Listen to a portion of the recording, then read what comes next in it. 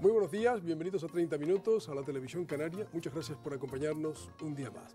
Susana Isoleta es psicóloga, psicoanalista, aborda temas muy interesantes que nos tocan a todos de cerca o indirectamente, pero que están en nuestro entorno. La anorexia, la bulimia, los problemas infantiles, los problemas de las parejas, las familias. En fin, era una buena oportunidad esta de tenerla aquí y preguntarle que nos orientara y nos ilustrara sobre esos problemas cotidianos. Susana Isoleta, muy buenos días. Buenos días, encantada. Gracias por acompañarnos. Gracias a ti. Cuando he dicho ahora en voz alta anorexia, bulimia, me he dado cuenta que estoy hablando de, aparentemente, de tópicos. Le hemos puesto nombre a esas enfermedades y ya se ha convertido en una moda. Ya hemos encasillado al enfermo. ¿Realmente es una enfermedad o estamos totalmente equivocados? Ni la anorexia ni la bulimia en sí mismas son enfermedades. A ver, efectivamente son enfermedades. Lo que ocurre es que se ha hecho un diagnóstico demasiado apresurado y se ha pasado a ser de enfermedades con una gran afluencia de pacientes, por decir así, a ser enfermedades de moda. De moda. Incluso en un texto yo planteo que ser anoréxica y bulimia da glamour. Hay modelos, ¿Da glamour? Da glamour. Hay modelos que dicen, yo he sido anoréxica. Si tú publicas un libro diciendo, me falta un diente, seguro que no te lo compra nadie. He sido anoréxica, eso tiene interés. He sido anoréxica o he sido bulímica. O soy anoréxica o bulímica. Pero lo he superado. Es decir, se hace, digamos, genera un plus de glamour porque tradicionalmente son enfermedades de las modelos. O sea, el perfil es modelos ricas, guapas, famosas, princesas. Entonces los famélicos y famélicas de África no son anoréxicos, pasan hambre. Exactamente, eso es lo que digo en mi libro. Es decir, en los países donde hay hambre, hay anoréxica, lógicamente, claro, anorexia como en todas partes, sí, claro. Pero lo que no hay es la anorexia como una casi epidemia. Claro. Y además recuerdo que leí en algún artículo suyo, en alguna referencia, que eso de la moda de la anorexia y la bulimia es como en el romanticismo, la tuberculosis, ¿no? Exacto. Toda la estética de la tisis, ¿no? Exacto. Los rostros pálidos, enfermizos, cadavéricos. Exacto. Era otro glamour entonces. Era otro glamour, pero digamos con características similares. Sí, lo mismo. Es decir, que tiene que ver, es un juego y un desafío con la enfermedad y con la muerte. Claro. El cuerpo, la máscara de la muerte. Eso le he leído. ¿Qué quiere decir eso? ¿Qué quiere decir que el cuerpo a veces es la máscara de la muerte? Es la máscara de la muerte. Sí, bueno, de alguna manera en la anorexia y la bulimia el cuerpo representa ese lugar. Es decir, el cuerpo no es tanto un lugar de deseo en el sentido de gozo sexual y de deseo en el sentido placentero, sino el cuerpo como un reducto donde la niña pretende controlarlo. La niña, la adolescente o la edad que sea, pretende controlarlo y desafiar hacia a la muerte. Es decir, ¿hasta dónde puedo llegar sin comer y continuar viviendo? Es una especie de juego macabro, ¿no? Juego macabro. Y además es la única enfermedad que las pacientes imitan a partir de las páginas de Ana y Mía, ¿no? de las páginas web. Las páginas web se dan mensajes de lo que dan mensajes. En ese sentido, en un texto que publicó la Generalitat de Cataluña, que yo lo denominé la anorexia como síntoma social. Como síntoma social. Es como un síntoma social, es decir, porque en general las enfermedades la gente no busca tenerlas y busca imitar los síntomas. En el caso de la anorexia sí. Se imitan. Se imitan, se copian los síntomas. Una cosa a propósito de esto, ¿y no será mucho más sencillo que la persona que tiene anorexia o bulimia realmente tiene otro problema? ¿Y ese es uno de las manifestaciones de otro problema? Exactamente. Es decir, el comer es la actividad más temprana que hace el ser humano y que está ligada al oral. Al chupete, a la boca, a todo el placer oral. Bebé. Exacto. Entonces, ¿qué ocurre? El pecho de mamá. Eso es. Ahí empezamos ya. Ahí empezamos. Cuando estamos contentos bebemos o comemos. Cuando estamos tristes bebemos o comemos más o menos. Es decir, no hay ninguna emoción que no se manifieste a través de la boca. ¿Cuánta gente deja de comer temporadas por un problema? Están disgustados y no son anoréxicos. Eso es. Entonces, ¿qué ocurre? Cuando viene, inmediatamente se le coloca el cliché, claro. Y entonces la persona, te llama la mamá y te dice, mi hija es anoréxica, ya tiene el diagnóstico. ¿Usted hace la terapia tal? Pues yo no hago eso. No, entonces no voy. Es decir, ya vienen con el diagnóstico, pronóstico e indicación terapéutica. Es tremendo. Por supuesto que saben más que tú. Claro. Sabe más que el profesor. Ha leído ya en internet todos los síntomas y está por supuesto, y la hija imitándolos.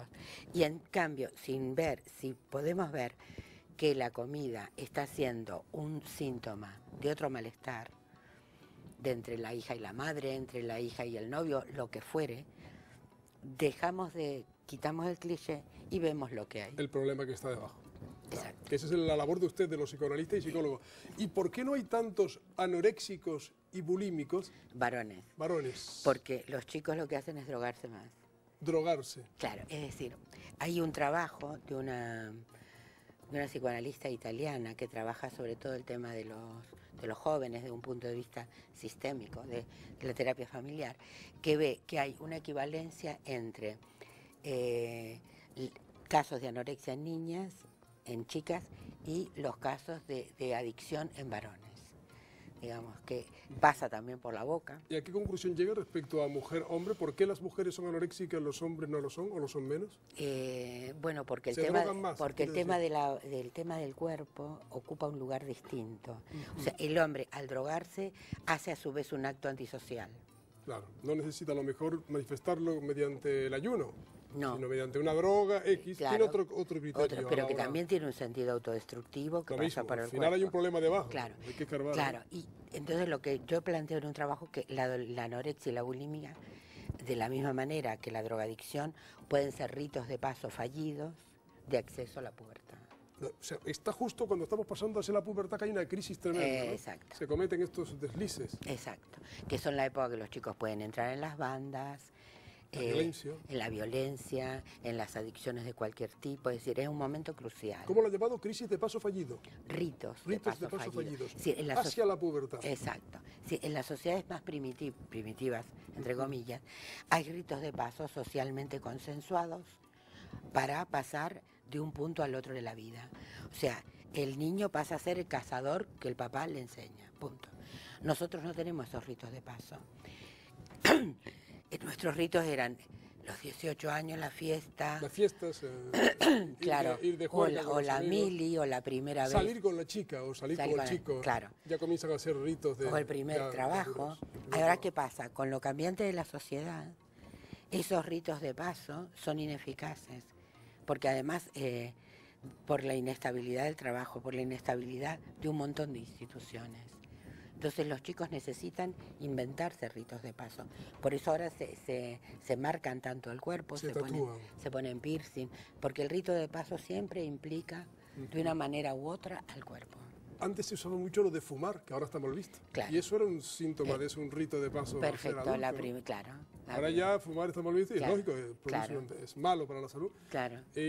Claro, la familia tiene que estar muy atenta a esos momentos clave. Porque supuesto. Un hijo pasa de ser un niño a ser un señorito ya, una niña, ya a ser una señorita, y que puede cometer, pues por ignorancia, muchos pecados de ese tipo, ¿no? Claro. Acabar en droga, acabar en anorexia, acabar en bulimia, acabar en muchas más cosas, ¿no? Claro, además ¿Cómo se avisa eso o cómo se pueden los padres dar cuenta? Hombre, una cuestión fundamental es que los padres ocupen el lugar que tienen que ocupar. A ver, eso. Eso quiere decir que estamos en un momento en que todo el mundo quiere ser joven. A veces los padres quieren ocupar el lugar de sus hijos. Un padre separados que le piden consejo a los hijos de qué hacer con la novia que tienen, claro. Por ejemplo. Se han invertido los papeles. Se han invertido los papeles. Entonces, los padres de antes eran muy clásicos, muy tradicionales, muy represivos, pero estaban donde tenían que estar. Eran padres. Estaban donde tenían que estar. Había que tenerles respeto, además, su opinión era muy importante. Entonces, ahora el padre le pide consejo al hijo, a la hija. A riesgo de parecer victoriana, que me da igual. No importa. Es decir, los padres, o sea, ahora ya nadie quiere ser mayor. Nadie quiere tener la edad que tiene. Claro. Todo el mundo tiene que tener 15 años, tener el cuerpo. Los viejitos tienen que tener el cuerpo de un adolescente. Entonces, están todos los papeles completamente... Hay una gran confusión. Sí, y entonces esto, los padres tienen que ser referentes de identidad. Claro, se está perdiendo. Cuando hablamos de los famosos valores, que es una especie de saco sin fondo, lo que hay que recuperar son los papeles y las figuras de toda la vida. A lo mejor efectivamente estamos pareciendo muy carcas, entre comillas, pero, pero si los hijos tienen que tener hay referentes, un rango de edad que hay que respetar, es decir, que es fundamental. Eso lo dicen todos los expertos sobre la educación de los niños, ¿no? El padre es el padre, no es el colega ni él, no, es el padre. Y el respeto. Y la madre. Y el respeto es el respeto. El respeto es el respeto. El respetito es muy bonito, se dice aquí. Sí, el respetito es muy bonito, es una frase preciosa de los canales. Susana, hay un libro, No comerás, en el que colaboró sobre todo esto de el nuevo planteamiento de la enfermedad, o sea, Ya. rompiendo los tópicos de Exacto. anorexia y bulimia, ¿no? Sí, sí, No hay- comerás, es un libro que hay que conseguir y leer. Sí, este trabajo lo coordinaron En Barcelona, Mabel en Tarragona. Gracia, sí, Mabel Gracia y José María Comella, desde el Observatorio de Alimentación de la Rovira y Virgilia en Tarragona. Y yo participé como psicoanalista Sí, sí, junto con un equipo de antropólogos. ¿Llegaron a alguna conclusión que se pueda decir en una línea Uy, de estas que son revolucionarias? estas que son rompen revolucionarias. los esquemas? Podemos decir que más que trastorno de la conducta alimentaria, hay distintos enfoques en relación a alimentación. Y la alimentación nunca es un síntoma, es decir, no debe ser tomada como un síntoma. Y sí debe tenerse muy en cuenta los rituales de comida, los rituales de comensalidad. Es decir, los puntos de encuentro, el momento de comer, es un momento comunitario de identificación del grupo. Y esto se está perdiendo. Se está perdiendo el sentarse a comer la familia Pero no solamente la familia, puede Y los ser amigos, en cualquier momento. Exacto. y darle importancia al acto de comer, ¿no? Exacto. El que exacto. tiene, Sí, históricamente. Sí, sí, Antropológicamente. exacto. Susana, de los libros en los que ha participado, escrito, se hablan de muchas cosas. Me gustaría que hablara de la tristeza, que es una cosa tan de moda también. Ya. ¿Por qué estamos tan tristes? Y no me vale la respuesta de porque estamos bajo una enorme crisis. Ya. ¿Por qué estamos tan tristes? Porque estamos desesperanzados, creo yo. Ujú. Es decir, me gusta mucho la pregunta, ¿eh? Y no es una... No lo digo por decir. A ver, yo vengo de un país que ha sufrido muchas crisis, soy argentina. Y entonces, claro, la crisis esta sí la ves, pero dicen nada. Si supieran lo que es una crisis. El corralito. Ahí está, y otras anteriores, ¿no? Es decir, hay una cuestión que es de la desesperanza, que es la capacidad de fantasear en un mundo distinto, en un mundo que nos guste más. Pero no solamente a nivel económico y a nivel de la ecología, sino a nivel de los seres humanos que queremos inventar, que queremos ser. Yo creo que pasa bastante por ahí el asunto. Es decir, si hay algo que ha mostrado la crisis es que no nos valen las comidas sofisticadas y todo este tipo de historias que en última instancia no te hacen feliz, ¿no? Tampoco es cuestión de que, digamos, bueno, tengamos muy poquita cosa como en la India, que se mueren de hambre y están muy contentos con sus distintas y complicadas religiones. No, pero creo que estamos desesperanzados. Occidente por lo menos. Y en este sentido hay un texto que para mí es profético de Freud que se llama El porvenir de una ilusión, que él predice que cuando caigan las religiones como valor, y él era ateo, las religiones como valor, como esperanza, el mundo va a caer en esto que estamos viendo ahora, en una situación donde no hay valores. La falta de esperanza y la Sí. desvalorización de la sociedad. O sea, no hay Sí. valores, no hay esperanza y nos enfermamos. Sí, y nos ponemos tristes porque además yo creo que básicamente no hay una perspectiva que tú veas, bueno, hace un siglo se luchaba por un mundo mejor. Aquí no por tenemos un objetivo que nos haga feliz, ¿no? Y la tristeza, ¿a qué de toda esta relación que le voy a poner sobre la mesa nos conduce de golpe y porrazo a su consulta? Me imagino que acude mucha gente con síntomas. La tristeza lleva a la angustia, lleva a la ansiedad, lleva a la violencia, a la depresión, a las disfunciones sexuales, lleva a educar mal a los hijos, a padecer enfermedades, a somatizar la tristeza, a la histeria. ¿A qué lleva? A todo esto y muchas cosas más, me imagino, ¿no? Aquí hay Bueno, a una la lista violencia tremenda. no necesariamente. Al pánico tengo aquí también. A la violencia no. ¿No lleva a lo del estallido social ese que se dice de que estás en paro, estás bajo una crisis? Bueno, pero esa estás es otra, triste, pero claro, pero ahí ¿acabas en el estallido? no, pero ahí son distintos registros. Yo creo que la sociedad hay que analizarla Alguien, con parámetros sociales y el sujeto con parámetros del sujeto. Y llevado a lo de la tristeza pura y dura, un hombre triste no es violento, no llega a ser violento, ¿no está cabreado? ¿O está Puede no débil? cabrearse, no, más bien hace un Melancolía. hombre triste hace cosas autodestructivas y indirectamente hace daño a las personas que le rodean. Porque un hombre triste puede beber, puede drogarse. Bueno, pero el maltrato a las mujeres son personas, en principio reconocen que no tienen horizonte en la vida, acaban matando a los hijos y a la mujer. Acaban haciendo una violencia de género tremenda. A ver, vamos a ver. Y teóricamente lo que dejan escrito muchas veces es que no tenían esperanza, no tenían... El maltratador es un sádico, desde mi punto, desde mi punto de vista. Si puedo decirlo con palabras muy sencillas, no mezclemos el tocino con la velocidad. El tocino con la velocidad. Es decir... Este es un sádico, no es un hombre triste. No lo metamos en el saco de la depresión social. Ni tampoco el maltrato es por carencias sociales, porque entonces en África estarían todos maltratadores, si están muertos de hambre. No. Es decir, a ver, hay un nivel de violencia social que tiene sus justificaciones sociales. Ahí se quedó la Coca-Cola. En manifestaciones y lo que sea. Pero hay un nivel de violencia individual que tiene que ver, por ejemplo, con el maltrato, que son personas que de una manera u otra disfrutan haciendo daño al otro. El sádico que decía, ¿no? ¿Entiendes? Sí. Otra cosa es que en un momento de explosión social, en una manifestación, en el furor que da la masa, personas que individualmente serían inofensivas, digamos, bueno, están en un estadio de fútbol y rompen cosas, o van a la calle y rompen, que no lo justifico, pero es otro fenómeno social. Otro fenómeno. En cambio, una persona que hace daño a otra no es por tristeza. No, ya lo he dicho claramente, es porque es una persona que disfruta. Que de una u otra manera disfruta haciendo daño al otro. Es decir, la tristeza puede dar síntomas de diverso tipo. Hasta el suicidio. Pero más autodestructivos. Más autodestructivos.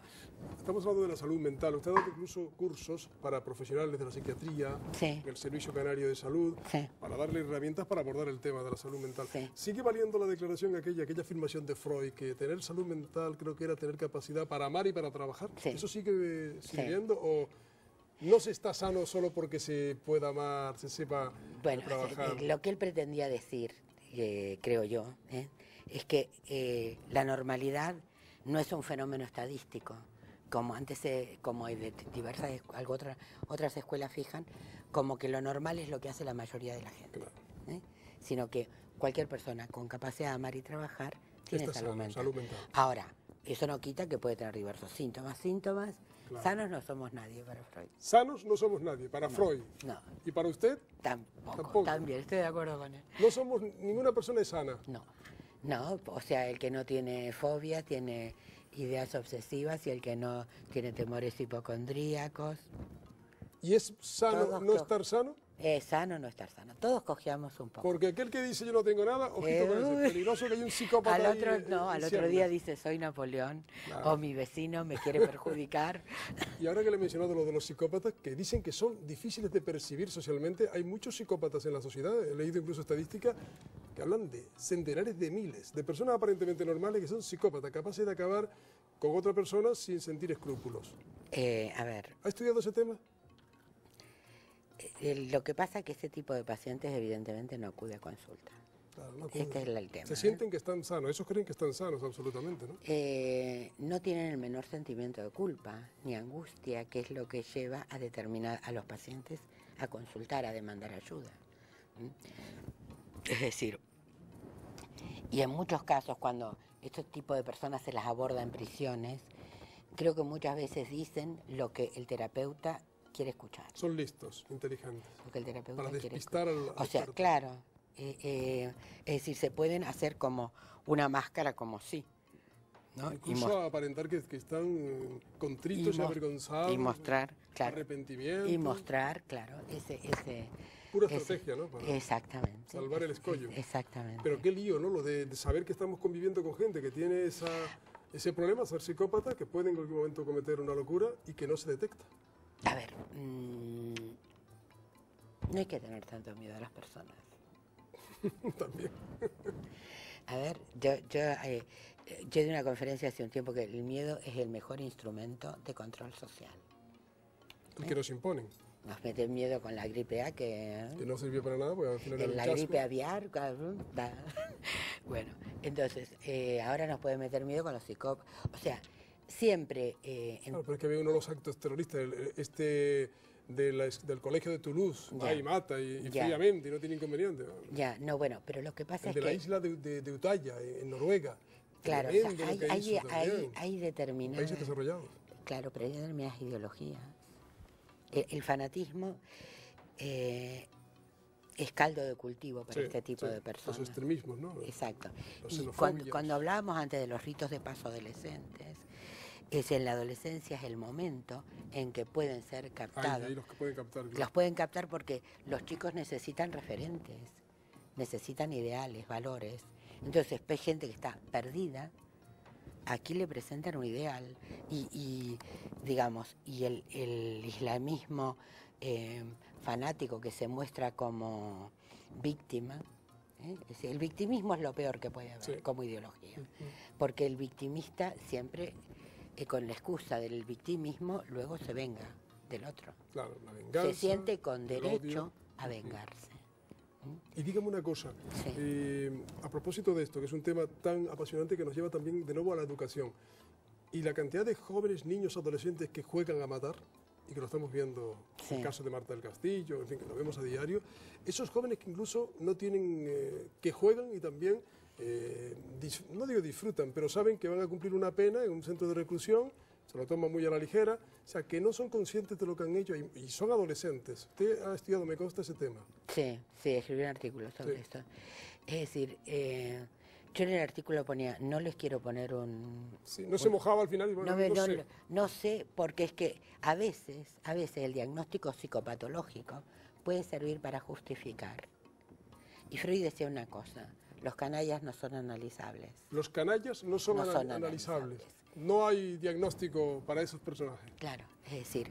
pero estamos hablando de niños, ¿no? Claro, pero que, pueden ser auténticos monstruos, ¿sí? Es decir, yo en mis inicios profesionales trabajé en un equipo de adolescentes predelincuentes que estaba en Guardiola de Fonrubí, cerca de Tarragona, y realmente los ves que son una especie de niños monstruos. Porque usted trabajaba con ellos. Sí, porque por un lado tiene una enorme necesidad afectiva, una demanda afectiva materna sin límites, pero al mismo tiempo son capaces de tirarte una bombona por la cabeza. Así, que yo lo he visto. Y un día uno, recuerdo amenazarme ya con una navaja a mí y a él. Es decir, son casos muy particulares en donde la labor que se tiene que hacer es tan importante y tan fuerte con las familias que la posibilidad de reinserción es difícil. Difícil. O sea, ¿son niños perdidos? ¿No tienen capacidad? No, perdidos no, pero es muy difícil. Hay que hacer una labor muy dura y restituir una imagen familiar. El caso del de la katana, que mató al padre, creo que fue, en fin. Sí. Como estamos yendo, son temas sociales, la violencia juvenil, la violencia de adultos, el maltrato. Conocí a Brian Weiss, que usted conoce perfectamente, que es un señor que era psiquiatra, que acabó desembocando en una técnica que es la regresión, a través de la hipnosis. Y que él decía que muchos de estos problemas se curaban mediante la hipnosis, mediante un sistema de regresión. Es un señor muy famoso en Estados Unidos, ha hecho libros que son bestsellers. ¿La hipnosis puede curar? Ustedes son psicoanalistas, usted es psicoanalista. ¿La hipnosis puede curar esto o no puede curar nada de estos problemas tan graves? A ver, la hipnosis se utilizó en un principio en el psicoanálisis, pero luego la utilizó Freud hasta 1900. Y luego se dio cuenta de que la hipnosis dependía mucho de la figura del terapeuta. Entonces, que es una técnica sugestiva, el análisis no es sugestivo. Claro. Es decir, yo te sugestiono, tú dependes de mí, mira esto, tal. Entonces te llevo aquí, te llevo allá, tú harás tal cosa o harás tal otra. Y en eso se trabajó mucho la sugestión poshipnótica. Es decir, luego de la hipnosis, yo lo hipnotizo, le envío usted a hacer tal cosa. Y luego usted va y lo hace.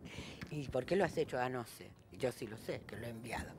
Bueno, yo nunca he hecho eso, porque actualmente eso se mantiene más en círculos circenses, espectáculos. Espectáculos incluso televisivos. Exacto. Programas de televisión. Y entonces todo esto que se dice, no se cura, deje de fumar por hipnosis. No hay terapia milagro.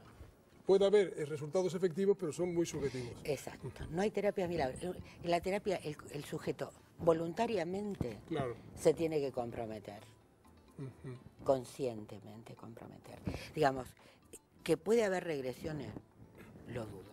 Francamente, incluso hay autores que plantean regresión a otras vidas pasadas. Sí, bueno, ahí se empieza a mezclar lo esotérico y lo parapsicológico. Exacto. De otro mundo, sí. Sí.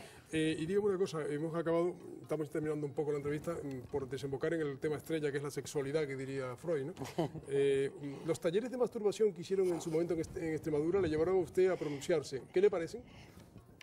Talleres de masturbación. Absolutamente inapropiados. Los organizaba la Junta de Extremadura, ¿sí? Bueno, inapropiados, ha dicho absolutamente inapropiados. Por un lado, la gente que lo organizaba, que era una tienda que tenía un sex shop.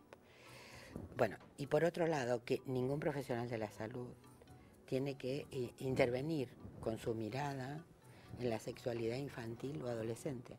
Digamos, toda mirada hacia la sexualidad del niño o del adolescente desde el adulto, aunque parezca, es perversa. Es perversa.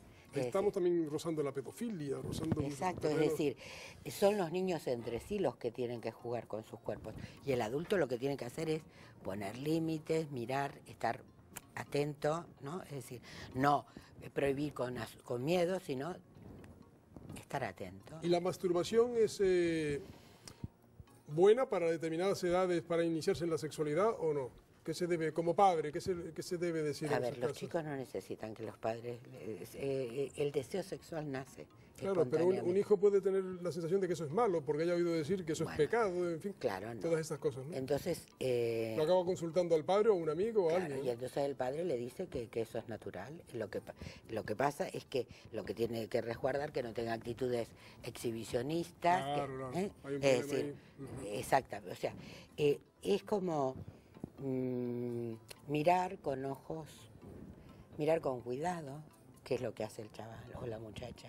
Es decir, si en ese momento que está en el desarrollo sexual tiene compañías de gente mucho mayor que él, no es bueno. No es bueno, claro. Es importante que sea siempre con pares, quitarle toda esa ese matiz oscurantista, pero tampoco promoverlo. Claro, pero que salga naturalmente. Usted dijo una cosa que me llamó la atención en algún texto que leí que decía: la complicidad de las madres perpetúa el abuso sexual contra los menores.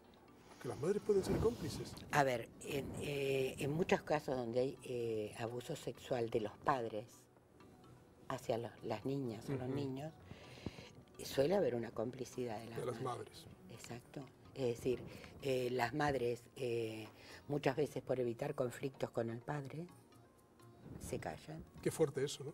Es tremendo. No puede mantenerse durante... Pero es así, es decir, es imposible que un abuso sexual que no sea puntual... no lo sepa la madre, no en casa, claro.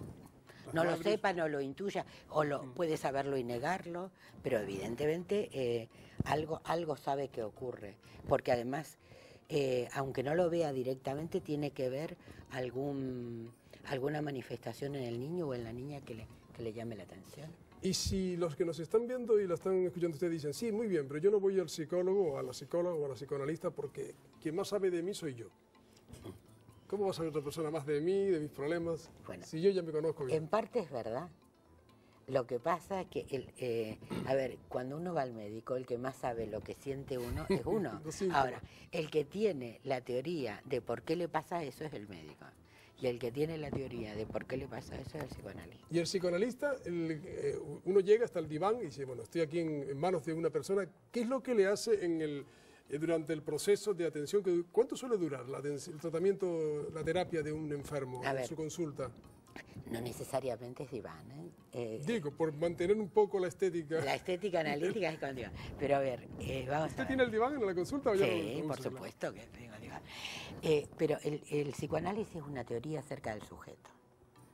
Entonces puede ser utilizada como terapia, en psicología educacional, en muchos aspectos. Es decir, no necesariamente son las 5 sesiones como se hacía tradicionalmente y el diván.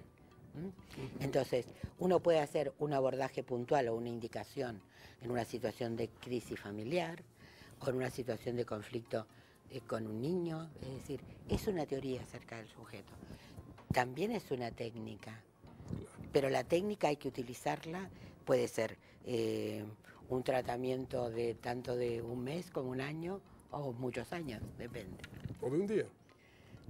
Bueno, de un día, pero a veces con una entrevista se aclaran unas cuantas cosas. Acabemos hablando de la alegría. ¿A dónde nos conduce esta tristeza? ¿A la alegría? O mejor dicho, ¿nos puede conducir a la alegría? ¿Podemos, los que estamos inmersos en este problema tremendo social, confiar en que recuperemos la alegría socialmente? A ver, si la tristeza nos lleva a reflexionar, digamos, lo que tiene de bueno la tristeza, si algo tiene de bueno, es que nos puede hacer pensar. Si nos hace reflexionar y nos hace pensar y nos hace mirar para escoger un camino, la tristeza puede ser constructiva. Socialmente está prohibido ponerse triste. Hay que estar siempre contento. No. La alegría... Risoterapia que cura todo. No. Bueno, también, no digamos no, también. Pero también. Claro, la tristeza es necesaria a veces para poder pensar. Sí, lo he entendido, sí. Lo que no quiere... Lo que no tiene que conseguir es anular la capacidad de reflexión. Cuando la persona está triste, pero, en fin, moderadamente, de acuerdo. Cuando se complica hay que ir a la psicoanalista. Gracias, Susana Isoleta. Gracias a ti.